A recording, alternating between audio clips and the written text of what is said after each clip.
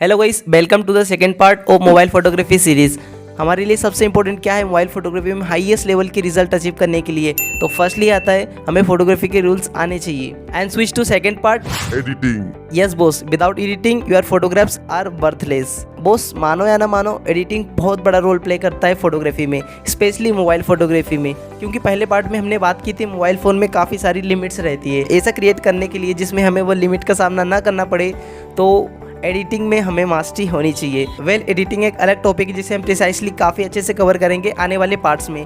अभी बात करते हैं फोटोग्राफी के रूल्स की, कंपोजिशन। तो बॉस एक्चुअल में मोबाइल फोटोग्राफी सीखनी है, काफी सही जगह आए हो। इस सीरीज़ का फर्स्ट पार्ट अपलोड हो चुका है, अगर नहीं देखा तो देख सकते हो। एंड इस पार्ट में बात करेंगे हम कंपोजिशन के रूल ऑफ थर्ड की। तो चलिए स्टार्ट करते हैं।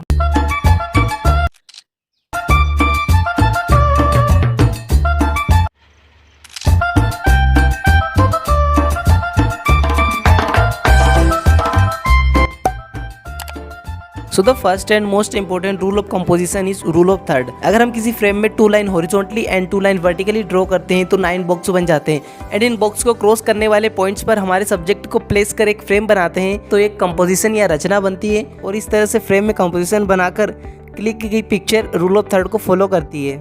आसान भाषा में देखा जाए तो हम जिस भी फ्रेम को कैप्चर करना चाहते हैं उसमें horizontally and vertically cross point पर हम हमारे सब्जेक्ट को प्लेस करें, एंड बाकी में हम इन्वायरमेंटल कैप्चर करें। लाइक हम हमारे फ्रेम में क्या प्रॉपर्टीज दिखाना चाह रहे हैं किसी प्लेस के बारे में, या उस पर्टिकुलर फ्रेम में हम ओवरव्यू क्या दिखाना चाह रहे हैं हमारे सब्जेक्ट के साथ आए। Don't be confuse, practically photograph के थ्रू इसे समझने की कोशिश करते हैं। इस पिक्चर को देखिए जिसमें हमारा सब्जेक्ट क्रॉस पॉइंट पर है एंड काफ़ी अच्छे से एक इन्वायरमेंटल शॉट लिया गया है जो एक पर्टिकुलर प्लेस, पर्टिकुलर डेस्टिनेशन को दिखा रहा है in the I of traveller. इसे समझने के लिए कुछ और पिक्चर्स को देखते हैं जो रूल ऑफ थर्ड को फॉलो करती है।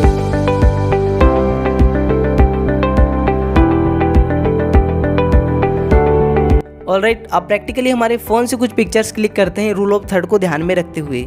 सबसे पहले तो हमें कैमरा में ग्रिड लाइन ऑन कर लेनी है। अगर आपको नहीं पता व्हाट इज़ ग्रिड लाइन, तो जैसे कि मैंने बताया 2 lines vertically and 2 line horizontally होती है। हमें सेटिंग में जाना है एंड ग्रिड लाइन का ऑप्शन दिखेगा, इसे ऑन कर लेना है।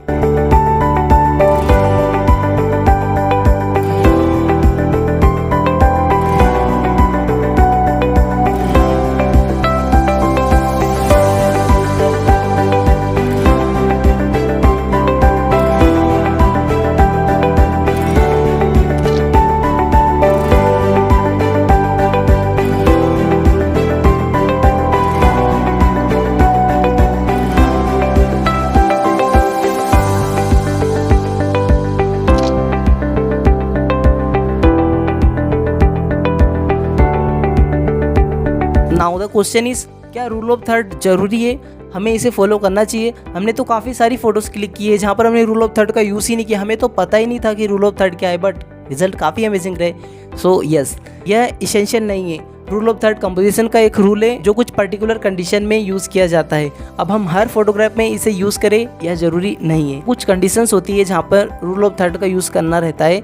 लाइक हम किसी पर्टिकुलर थिंग्स, प्लेस या डेस्टिनेशन पर हम एक सब्जेक्ट को फोकस में रखकर उसके सराउंडिंग या इन्वायरमेंटली जो भी कुछ हो रहा है उसे हमारे फ्रेम में दिखाना चाहते हैं, उसके कल्चर को, बैकग्राउंड में जो भी एक्टिविटीज़ हो रही है एंड थोड़ा वाइड स्पेक्ट्रम में दिखाना चाह रहे हैं, तो हम हमारे सब्जेक्ट को थोड़ा सा साइड में रखकर ओवरऑल थिंग्स को कैप्चर करते हैं। ऐसी कंडीशन में कंपोजिशन के रूल ऑफ थर्ड का यूज़ किया जाता है।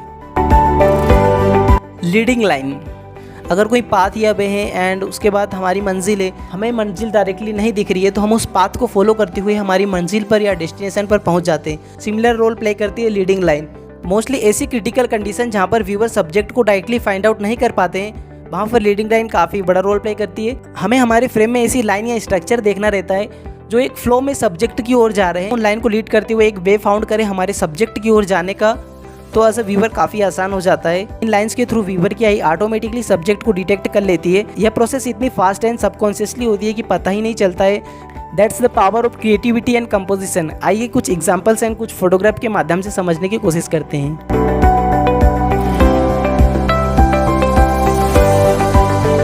इस फोटोग्राफ में देखिए जिसमें टनल के corner as a leading line subject की ओर जा रहे हैं।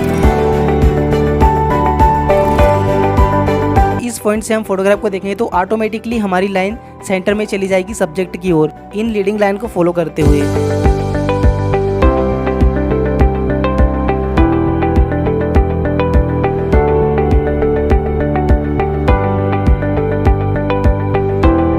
जैसे हम ग्रिड लाइन का यूज़ करते हैं वैसे ही होती है डायगोनल लाइन, जहाँ पर ट्राइएंगल्स बनते हैं एंड मोस्टली कुछ वाइड फ्रेम कैप्चर करने के लिए या लैंडस्केप कैप्चर करने के लिए इस तरह की लाइन का यूज़ किया जाता है, जहाँ पर ट्राइएंगल शेप के अकॉर्डिंग हम हमारे फ्रेम को सेट करते हैं। एंड मैंने ऐसा इसका इतना यूज़ नहीं किया है या मुझे इतनी यूज़फुल नहीं लगी है, but some conditions diagonal line काफ़ी इंपॉर्टेंट रोल प्ले करती है एंड फॉलो दिस ट्राइएंगल्स हम काफ़ी अच्छा फ्रेम कैप्चर कर पाते हैं। आइए इसके कुछ एग्जाम्पल्स देखते हैं।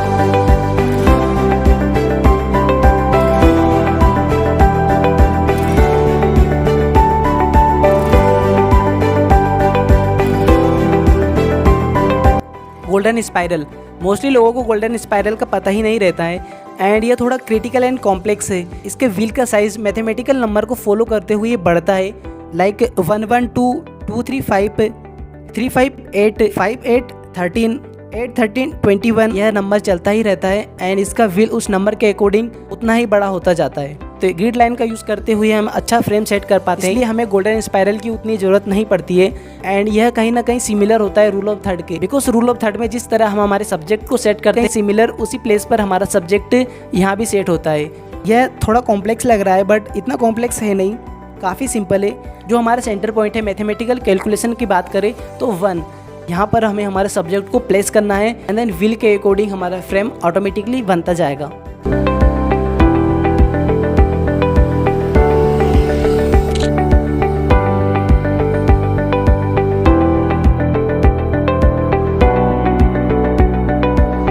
Golden spiral and diagonal line almost her phone के कैमरास में होती है। इन्हें ऑन करने के लिए हमें सेटिंग में जाना है और कंपोजिशन में आपको 3 ऑप्शन दिखेंगे, first grid line, second diagonal line and golden spiral. मुझे लेंथी वीडियो देखना पसंद नहीं, इसलिए वीडियो को और नहीं खींचना चाहता। आई होप आपको वीडियो पसंद आया होगा, प्लीज़ लाइक कीजिए एंड अगर आपको पसंद नहीं आया या मेरा वे ऑफ एक्सप्लेनेशन आपको पसंद नहीं आया तो प्लीज़ डिसलाइक कीजिए। So that's it for the second part, मिलते हैं नेक्स्ट पार्ट में। Thank you for watching.